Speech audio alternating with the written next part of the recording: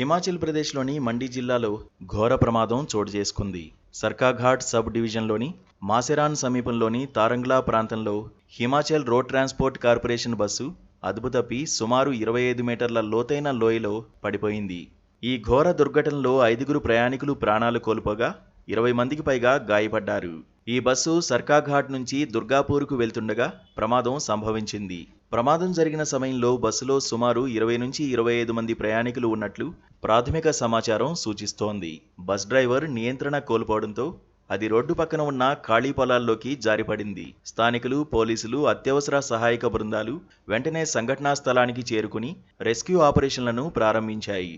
గాయపడిన ప్రయాణికులను సర్కాఘాట్ సివిల్ ఆసుపత్రికి తరలించారు. వీరిలో పలువురి పరిస్థితి విషమంగా ఉన్నట్లు తెలుస్తోంది. హిమాచల్ ప్రదేశ్లోని కొండ ప్రాంతాలు, ఇరుకైన రోడ్లు, భూభాగం కారణంగా రోడ్డు ప్రమాదాలు తరచూ సంభవిస్తుంటాయి. ముఖ్యంగా మండి, కులు, చంబా వంటి జిల్లాల్లో ఇటువంటి ఘటనలు గతంలో కూడా చోటు చేసుకున్నాయి.